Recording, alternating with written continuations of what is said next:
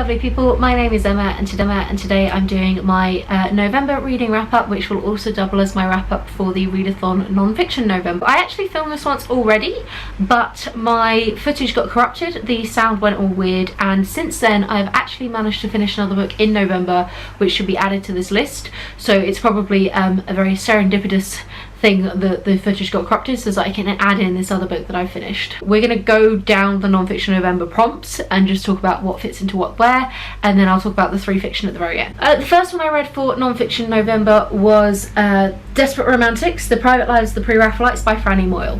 This is a book, as the subtitle suggests, talking about the private lives of the Pre-Raphaelites, which were a group of artists and creators in the late Victorian era. The Pre-Raphaelites were really revolutionary in their time. They did a lot kind of pioneering with colour and subject matter, and they favoured a very realistic approach to their paintings, which up to that point had been very filled with religious iconography, and this time they kind of pushed it out to include more realistic portrayals of these characters. This book focuses less on their work and more on their own private lives, because they were really the rock stars of their time, so it's filled with many affairs and just general sordid gossipy kind of things. It was really good fun, and part of the reason why I wanted to read about these is, one, I do love their artwork, but I watched the BBC miniseries years ago now with the same title, because it turns out it was based on the same book, and I had absolutely no idea until partway through this book that obviously the two were connected. And yeah, I watched that and it's really good fun. It's got some amazing actors, totally go check it out. But yes, it's an excellent time, really fantastic read, new favourite. The other book that I read for design is Invisible Women by Caroline Criado-Perez, I'm pretty sure her name is. Sorry, let me triple check that. Criado-Perez. So this is a non-fiction book that is looking at the systematic gender bias within the way that our world is designed, and it's a really comprehensive look at how various systems and infrastructure in place is designed in such a way that it favours man as the default and therefore woman is the afterthought. And this is not necessarily intentional as a move to attack women as such, but rather it just is a reflection of the fact that man is considered the default. It also looks at the gender gap that we have in our data in many different areas, where when gender is not specified, or rather sex is not specified, it can mean that we do not get to see how these things interact differently for different people.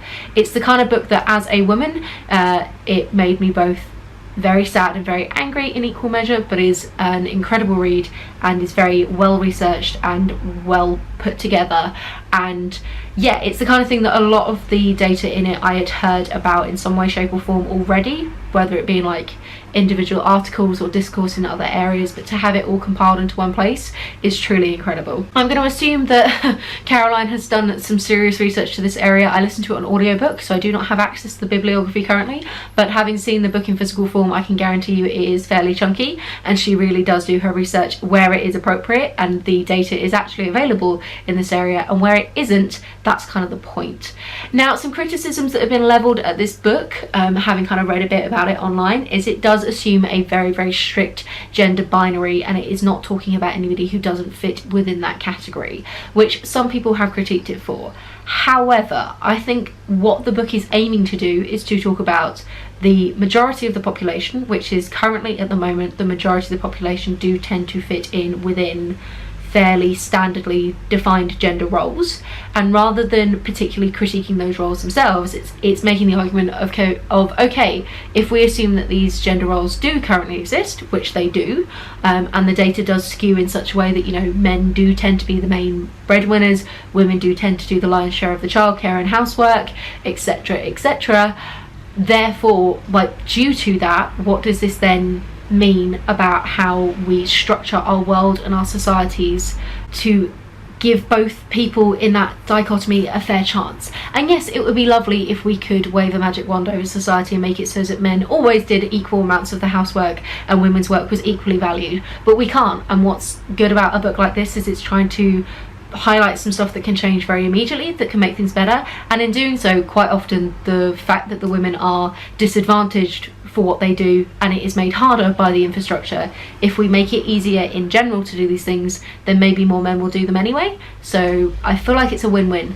So I think with anything that is dealing with like a political sphere and some kind of identity politics, whether it be gender or sexuality or anything like that, you're never gonna tick every box, you're never gonna please everybody. But I think that this book is very clear in what it sets out to do at the beginning, and it does it. So to critique it for not taking on a different argument, it is an unfair criticism to level at it. Like, you only can do so much in one book. There are other books out there that exist to talk about gender norms in different ways. But yeah, I really appreciate this book. I thought it was fantastic. Like I said, depressing as fuck, but really, really good. The next prompt for non-fiction November is the prompt of sport, and I did manage to get a book finished in this one. It is Rainbow Dust by Peter Marren, and it is talking about British butterflies and British butterfly collecting. This was the book that I didn't think I was going to get finished in November, but I did manage to get to it. Literally the day I filmed my December TBR, it's like, oh, I'm currently reading this, probably not getting a chance to finish it, so it'll drift on to December. And then that night I stayed up till like 2 AM to finish it, because of course I did. This was a really, really enjoyable book. It talks about the British butterfly not only as something like the history of how it's been collected and its interest in it, kind of society's interest in it from a scientific point of view and from like a nature level point of view, but then also talks about its kind of meaning in symbolism and in the art world and in religious iconography, and just kind of the different ways that we have interacted with the butterfly from a cultural point of view. It's really wonderful, and has actually sparked in me quite a big interest in nature writing now. It's something which I only dabbled in a little bit up until this point, but I'm really psyched about the idea of reading a bit more about the British countryside. And it's also mentioned several key players in Victorian nature study and like nature lovers, who I then would like to go on to read more about. So it's added far more to my TBR than it's taken off by reading it, which is exactly how you want non-fiction to be. That's why I love non-fiction, is when you find a new topic that acts as like a branching off point. For a bunch of us, it's perfect. Now we kind of come to the part of my TBR where I talk about some of the accidentally political books that I ended up reading in the month of November. And the first one of that is The Road to Wigan Pier by George Orwell. This I selected for true because I thought it was a true account of his time growing up in the north. Turns out I was wrong. So The Road to Wigan Pier is actually kind of a two-parter non-fiction. The first half of it talks about, is like a social history and social commentary on the mining industry in the north of the UK, and this book was written in 1939, where mining was still very, very much part of a huge part of the British economy, and it's very much take place up north. So it's looking at coal miners, the conditions that they live through, what it was like both working and their kind of social side of things. And yeah, that was a really interesting part of the book. I've just finished like a social history book with The Five that was looking at like the Victorian working class, so this one was really interesting to look at again the kind of northern working class in the very, very late 30s coming into early 40s. Then it goes off and talks about George Orwell's socialist stances, and this one was really interesting from a historical point of view, to be able to look back kind of in hindsight and look at some of the ideas that were popular at the time and how they have since evolved. And yeah, it was the kind of thing that was inadvertently very funny, because it wasn't intending to be, but a lot of what George Orwell was talking about was either very good at predicting things, which was interesting to see. His predictions on where technology would go and how society would continue has definitely rung quite true, which was fascinating as an experience to read. But also Orwell would have considered himself quite a progressive human being at the time, but it's fascinating seeing the various areas where he was not willing to progress. So at one point he talked briefly about the cranks that socialism can attract, and in this category he also included vegetarians and feminists. So, you know, swings and roundabouts. Progress in some areas, take a few steps back in others. We'll see. But yeah, very, very interesting reading experience, and as always George Orwell's writing style is just gorgeous and lyrical and amazing, and I can't really fault it. So it was a fantastic reading experience, if not just for kind of enjoying reading the book, even if I don't agree with some of the things that he said in it. Then we come on to two different books that I'm gonna kind of lump together. Either one of them could fit into voice or true. I'm not being too fussy about which category they fit into, but basically I read two biographies or autobiographies as such that were quite similar in how I responded to them. The first one was The Trauma Cleaner by Sarah Kranostein, sorry, I've got my notes over here, and then the other one was Maid by Stephanie Land. So The Trauma Cleaner, to talk about that one first, is a non-fiction that is looking at a woman called Sandra who is a trauma cleaner by trade. So what this means is when there is a particularly gruesome house, whether it be from something like a murder or an overdose or a suicide, or just something as simple as like a hoarder has lived there for a while, when it needs like a really serious industrial level clean to the nth degree, people be calling somebody like Sandra and her team, and then she deep cleans the entire place. Sandra, however, is an interesting character in her own right because she grew up suffering from a lot of abuse and is also transgender, and it's about her experience and how she's got to where she is now. However, I didn't enjoy the book for a lot of reasons. Number one was because I don't think it really did what it said on the tin. It was supposed to be telling you a lot about the trauma cleaning side of things, and I don't really feel like it actually did that. I don't feel like I've learned much more about how trauma cleaning works really in the grand scheme of things. I think it was very thin on the ground in that. And then the other reason is because, so this book has been described both in the blurb and also by others as a love letter from the author to Sandra, and I really feel like that got in the way of my enjoyment of the book. I think that Sarah, who is the author, got very infatuated and obsessed with Sandra, and in such a way that created a bit of a rose-tinted lens on Sandra's life.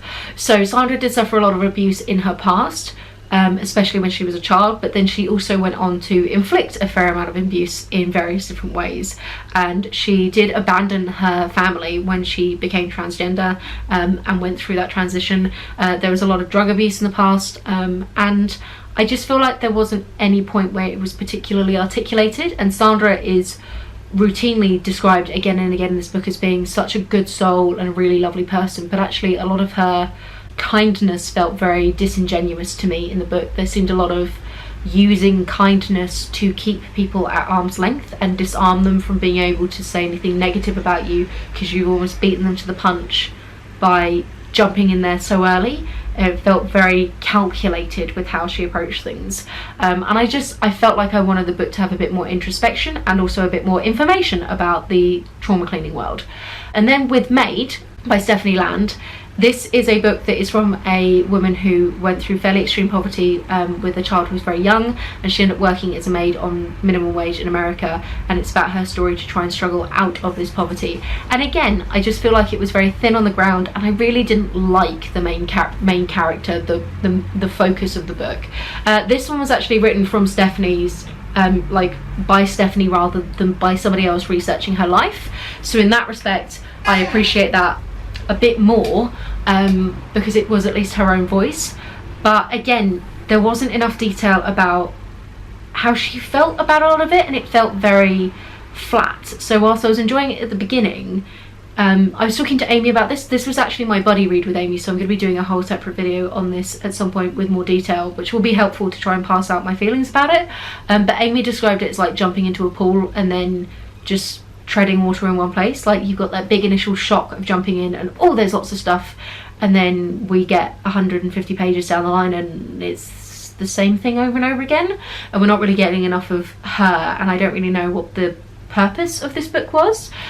So on both, but the thing with books like this is on both of these cases, I don't want either of these reviews to feel like I'm trying to minimize these people's experiences, because actually this is their life and they can tell it how they want to, and that's what makes non-fiction, especially in this subgenre, quite difficult at times. And I think people are very reluctant to say anything critical about it because you don't want to make a statement about somebody else's experience or minimize that in any way. But equally, you have chosen to write a book or allow a book to be written about you and worked closely with the author for it, and you do have to wonder, why is this book existing, and what message is it trying to send, and what is it trying to do in the public sphere? Why tell their story, basically? And I'm not convinced that either one of these books does enough in the area to almost justify why it should be there and why it should be in print and why it shouldn't be somebody else's story that we're hearing about, because these are both very popular books who've been very, very well received. So it's just an interesting kind of discussion. I still don't fully know how I feel about either of them. I do think for both of them I'm coming at them from a very different viewpoint, and I do acknowledge, especially with Maid, that is one with quite a lot of privilege, and that's something that it's important to check that before when considering these things. But yeah, so that's kind of my stance on those. I really, in some ways, I'm pleased I read both of them, because it's been a very interesting reading experience in terms of how I approach books and what I want to get from a book and from the act of reading. But I wouldn't say I enjoyed either of them. So yeah, so those two happened. Sorry, got a bit heavy there. And now we can talk about some of the other books I read. For the topic of voice, I read 2 more books. I did manage to get to Greta Thunberg's No One Is Too Small to Make a Difference. This is a very short book. It's a collection of her speeches about climate change. Very powerful and moving, a little bit repetitive in places. And also I would have really liked it if it had come with a bibliography in the back of like where to go to next, because it's all very well getting outraged and feeling very intense with her, but it would be nice if we knew where to move on to and how you can read more about it. You know, I'm a big girl, I can Google it and find it out, but it's really obvious, just like chuck a tiny bibliography up back, you've got a perfect little book. Without it, it feels a little bit like it's missing something. And then the last I want to talk about in this video, but don't go away because I've got 3 fiction coming at you soon, is Why Dinosaurs Matter by Kenneth Lacovara. This is the last non-fiction on this list, although I read it very early on in the month, and it's one of the TED books, which I would really recommend. They're very cool and interesting. So this is a collection of shorter essays about why the study of paleontology is so important, especially when faced with things like our climate change crisis that we're going through at the moment, and you know, the reason why something like the dinosaurs captured the hearts of so many people in the general public. It really is a glorious little book, so quick and easy to read, and just wonderfully condenses down so much information about the history of paleontology and the various important dinosaurs we've discovered and what more we can get from this field of inquiry. I think it comes connected to a TED talk about the same topic, and I would definitely recommend checking out the TED books. After this one I did go and have a look at a bunch more of them, and I've added a bunch more for my want to reads, because I think they might function in a similar, like, very short introduction way of introducing some new topics in it and things of interest in a very easy to read format that then can be a jumping off point for further reading for you. And now I'm going to talk about the 3 fiction that I read in the month of November. The first one I actually started in September and drifted over, and that was A Wild Ride Through the Night by Walter Moers. So Walter Moers is one of my favourite authors ever. He wrote the 13.5 Lives of Captain Bluebeard novel and Rumo, which are 2 absolutely amazing, giant, absurdist fantasy books out there. If you're newish to my channel, you'll hear a lot about Walter Moers over the videos, don't worry. He's a firm favourite of mine. Walter Moers saw a collection of etchings from the artist Gustave Doré and was so inspired by them that he decided to create a children's book out of them, and there are pictures of them in the book as you go, and the idea is that this is a very quirky story of a boy who meets death and then is set a bunch of challenges that he must go and complete, and then at the end it kind of becomes a bit more like a dreamlike state kind of thing. And then the idea is that it was the artist as a child who then grows up to make etchings of the things that he remembers seeing. Because it is based around a series of etchings that are loosely connected but not in a coherent manner, the book does definitely jump from point to point in a way that it's clear that it was having to fit a narrative around some kind of external structure kind of imposed on it. But having said that, it was still really good fun, and I think it's the kind of thing that, like, as a child you're not going to be bothered by that as much. As an adult reading this, I do think Walter Moers' other work is much stronger, but he has far more room to play with that and can create these weaving, complicated plots that loop back on themselves in such a way that he's really good at doing, whereas this was too short for him to do anything really clever or meaningful with. But it was cute and fun, and I think the format with the etchings works really well to probably read to a kid like before bedtime kind of thing, so I can see where it's coming from. Then I read, or rather I listened to, The Silence of the Girls by Pat Barker. This was nominated for the Women's Fiction Prize, and I can totally see why. It's a retelling of the Trojan War focused on the point of view of Briseis, who was a queen of one of the cities that got sacked and then ends up becoming the slave of Achilles, and particularly his bed slave. Now, it's a very intense book which has a lot of scenes of abuse and rape, so do be aware of that before going in, because women's lot through history has been crappy for years. But it really is a wonderful way of getting an insight into the Trojan War, and particularly the relationship between Achilles and Patroclus, and also just the role of women within these kind of stories. I didn't know a crazy amount about any of the characters from this before going into it, and I don't think you need to be very up on your kind of Greek mythology and history to be able to enjoy this book, but it is so also clearly quite well researched, and the few bits that I did know did track very closely, so it is like accurate, if that makes sense, and Pat Barker has clearly done a good job in that area. The only thing that I think I would have liked, like, don't get me wrong, I really enjoyed this book and think that it's a fantastic story. It's by an author who clearly has such a strong mastery of the written word and is just really incredible for so many different reasons. But the one thing I would have liked is, we occasionally jumped into Achilles' point of view, and I just didn't find his story anywhere near as compelling. And I can understand from like a narrative perspective why Pat Barker needed to do that. There were certain scenes where women would not have been allowed in those settings, so Briseis would not have been able to get these quite crucial points to fill in the gaps of the story. But actually, I didn't care about being in Achilles' head. Like, I was here for Briseis, and any time that we had his point of view, I wasn't as interested in those bits, and it's a little pet peeve of mine, jumping around a point of view. So if you're not bothered by that, you'll really enjoy this, and you'll really enjoy it anyway. Like, it's a fantastic book. It's just like a little niggle. Final book that I read, or fiction book that I read in the month of November, is Stefan Zweig's Chess, sometimes known as A Game of Chess. This is a translated fiction. It was translated from the original German. It's a very short story, pushing gently on the edge of novella, and it tells the story of a man who's on a cruise ship and he hears that there is a very famous chess player on board. Now he rounds up a few people and they challenge this infamous chess champion to a game of chess, and they're steadily and quite dramatically losing, when then someone in the audience starts to pipe up and start to give suggestions which turn out to be like the best possible moves you could play. And then the story continues where we track down this man and we find out about his past and how he got so good at chess. It really is a story about human obsession and the human brain and what we can do in times of crisis, and it's really incredible. I think knowing how chess works might be kind of helpful, but it was excellent fun, and I'm really gutted that I read it like now, because I just put out a video about some of my favourite short books, and this 100% should have been on that list, but I read it like 3 days after putting that video out. So like, what are you gonna do? It's just gonna have to be in the next one whenever that comes out eventually. But yeah, so that is it from me. Those are all the books that I read in the month of non-fiction November. A couple of fiction in there. It's difficult to tell whether I read more non-fiction than I normally would, because like I said in previous videos, October was kind of a mini non-fiction November prequel for me anyway. But I really enjoyed my reading. I think I tried a few more like political or social ones in there, which is not something I tend to overly pick up at the moment. So that was very big. So yeah, have you read any of these? What did you think to them? Congrats, you're well done for getting to the end of this video. My wrap-ups are always so long, so many opinions, so opinionated. But yeah, have a wonderful reading week, and I'll chat to you soon. Bye!